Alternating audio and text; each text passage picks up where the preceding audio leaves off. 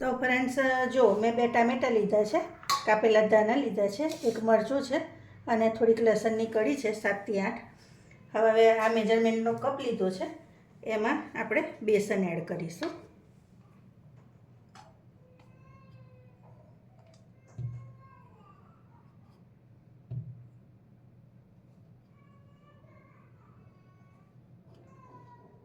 તો આપણે 1 કપ પ્રમાણે માપ લેવાનું.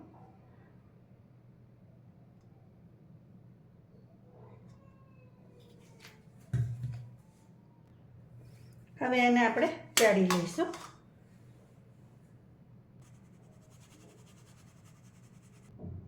હવે આપણે આમાં રોટી મસાલા એડ કરી દઈશું. તો ટેસ્ટ પ્રમાણે થોડુંક મીઠું એડ કરી દેવાનું, લાલ મરચું એડ કરી દઈશું,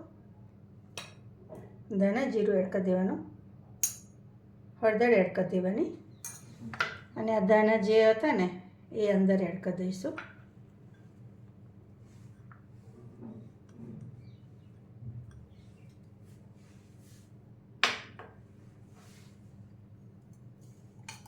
હવે એમાં તેલ થોડુંક રેડવાનું.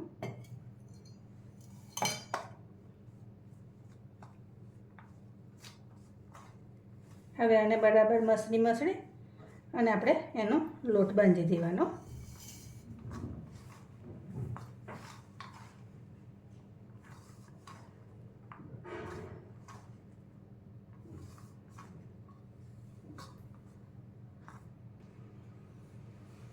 હવે આપણે આમાં થોડુંક પાણી રેડતા જવાનું.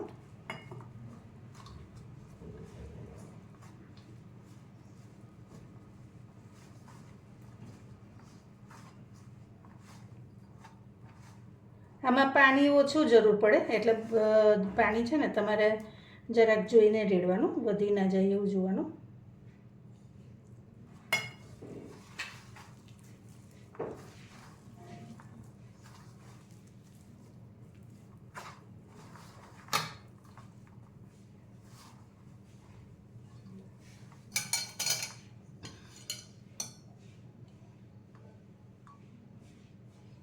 હવે એને થોડુંક તેલ લઈ અને એમ ભેગો કરી લઈશું.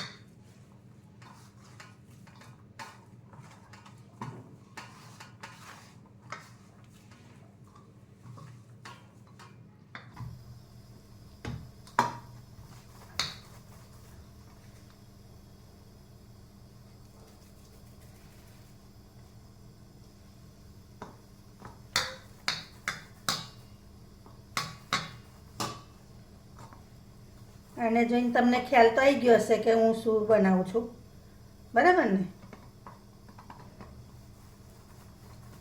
તો આવી રીતે એને આપણે રોલ કરી લેવાના.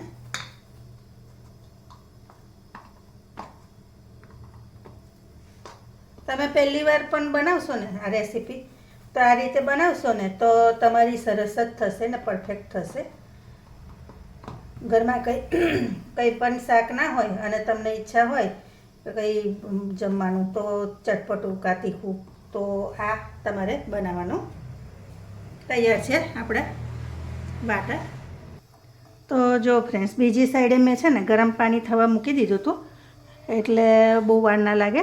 તો પાણી આવી રીતે ઉકળે ને, ગરમ થઈ જાય ને, ત્યારે આપણે આ અંદર મૂકી દેવાના.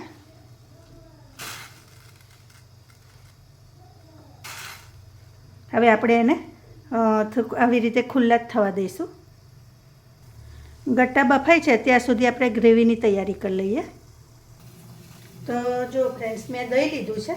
દહીંમાં આપણે હળદર એડ કરી દઈશું, ધાણા જીરું એડ કરી દેવાનું, આ મરચું એડ કરી દઈશું, ગરમ મસાલો એડ કરી દેવાનો. હવે આ બધું આપણે મિક્સ કરી લેવાનું બરાબર.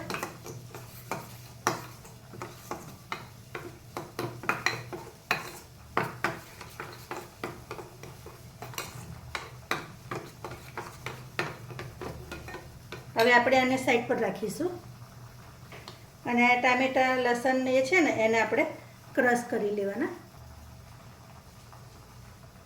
આમાં આદું પણ એડ કરવાનું, પણ આદુમાં હું પીસેલું રાખું છું, એટલે એ ડાયરેક્ટ નાખી દઈશું.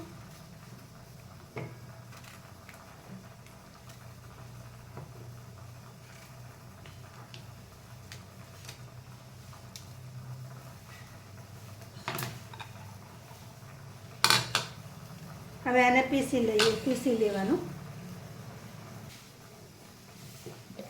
તો જો ફ્રેન્ડ્સ આવું પીસી લેવાનું.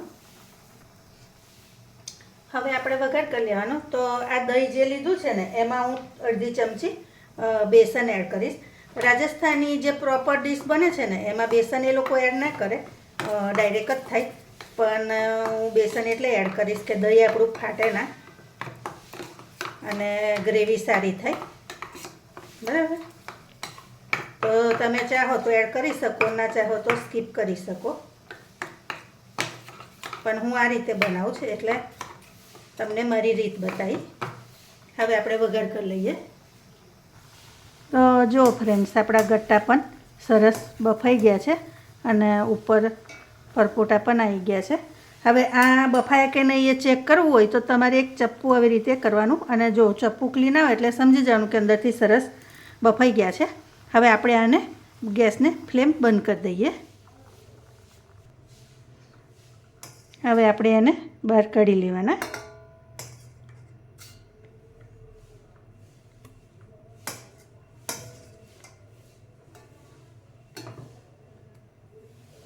તો જો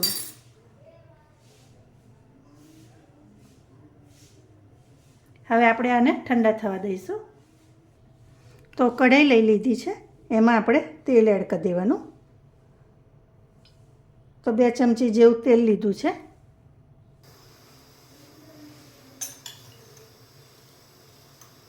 તો આપણું તેલ થઈ ગયું છે.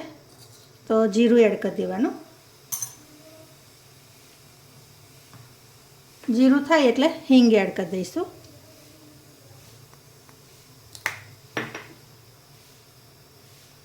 હિંગ થાય એટલે આદુની પેસ્ટ છે એ એડ કરી દઈશું.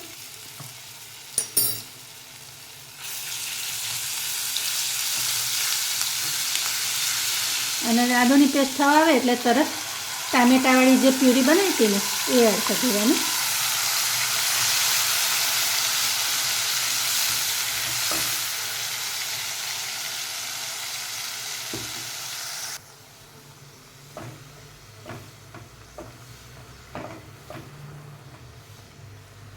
હવે આમાં આ 2 સૂકા મરચાં છે લાલ, એ આપણે એડ કરી દઈશું.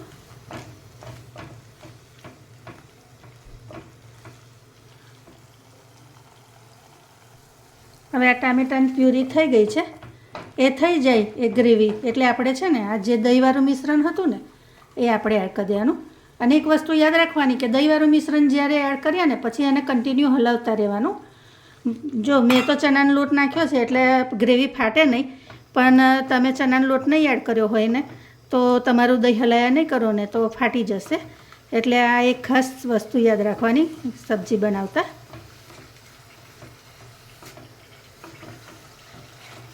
આવી રીતે જ્યાં સુધી બરાબર ઉભરા ના આવે ત્યાં સુધી એને આવી રીતે હલાવતા રહેવાનું.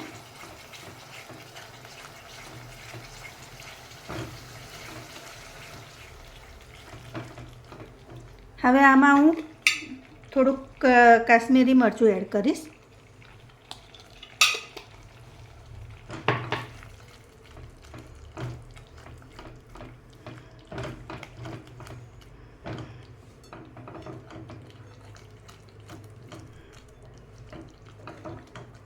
તો જો આપણી ગ્રેવી સરસ થઈ ગઈ છે.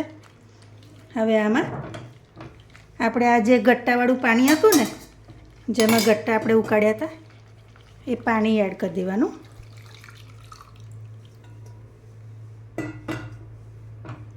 એને વેસ્ટ નહીં જવા દેવાનું. અને હવે એને ઉકળવા દેવાનું આપણે.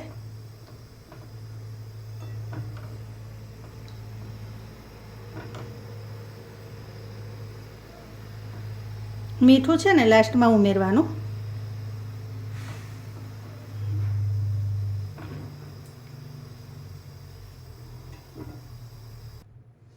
તો જો ફ્રેન્ડ્સ ગટ્ટા થઈ ગયા છે. તો ગરમ કરશો ને તો આવી રીતે તૂટી જશે. તો આપણે આવી રીતે એને કાપી લેવાના. તો જો ઠંડા થયા પછી કરશો ને તો આવી રીતે રહેશે.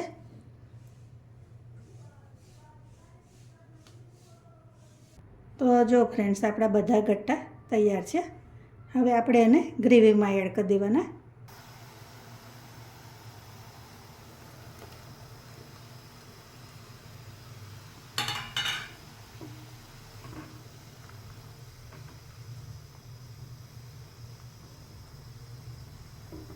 હવે અમે ગ્રેવીને આમાં થોડીક વાર 10-15 મિનિટ રવા દેવાના. તો જો ફ્રેન્ડ્સ, આપણા ગટ્ટાને ઉકળતા મેં 10થી 15 મિનિટ જેવું થવા દીધું છે. હવે ઉપરથી આપણે ગાર્નિશિંગ માટે ધાણા એડ કરી દેવાના.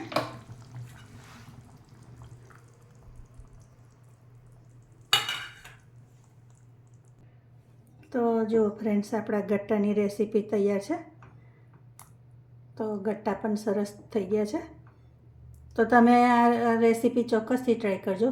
નવી રેસીપી સાથે ફરી મળીશું. Thank you.